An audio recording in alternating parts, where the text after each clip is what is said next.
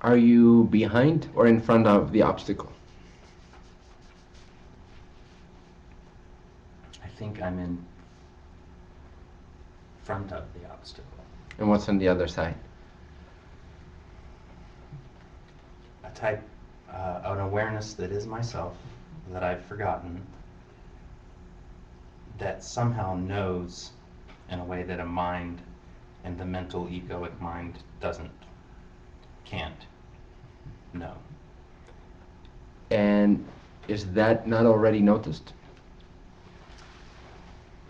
Are you being noticed right now? Is the obstacle being noticed? Mm-hmm. It is. If you're seeing an obstacle, are you obstacled? Not as much, I would say. Less so, because now I'm aware that it's there. In fact, you're entirely unobstacled by the obstacle, if you see it. The only thing that seems to be stuck within that fence is the idea that you are actually looking at the fence from the inside out, seeing it as a barrier, but you're actually witnessing it from the outside in already. Your awareness, where you're standing from, is actually already looking at the fence as just another perception within its own view. But within that view also, you project maybe a body-mind idea that then feels like it's stuck within that realm that it just discovered, that edge. But you're not looking at the fence from a position of being stuck. You're looking at the fence from awareness itself, and awareness itself can never be stuck. Can you see that?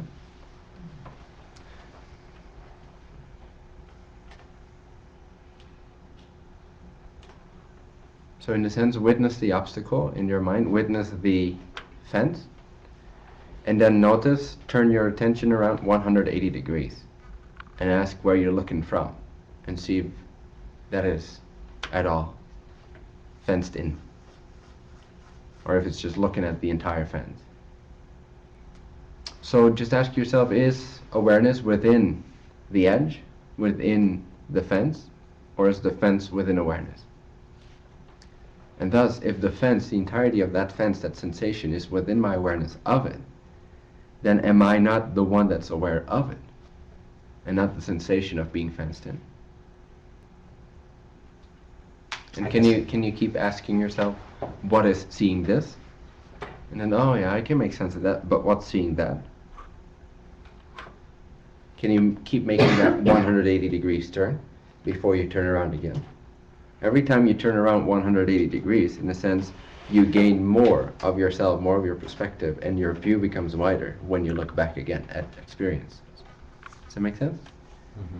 So you turn into awareness, into where you're looking from. You're turning toward where you're looking from. And in that moment of asking yourself that and turning around that awareness into itself, for that very moment, whether you realize it or not, you're not aware of the fence. You're not aware of any experience that you were previously labeling. So you're actually sort of diving into deeper awareness, and you're looking back at the experience from a more expanded view. Does that make sense? Mm-hmm. And you'll see that you're never the thing that you're seeing. Like you're never obstacled by the thing that you're seeing.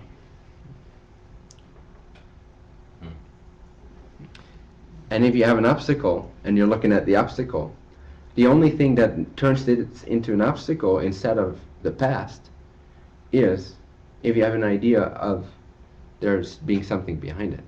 But if you don't have any idea of there being anything behind that fence, naturally the fence moves to the background. It moves behind you in a sense. You are here. You're just looking in the other direction because there's no interest to you behind the fence.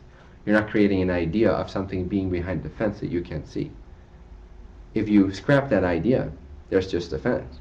And then very quickly you look back and you realize you're free. It's not an obstacle, it's just an appearance. It's only an obstacle if you project that there's something beyond the obstacle that you need to get. But if you instead turn around and ask yourself, where am I seeing this from? Where am I looking from?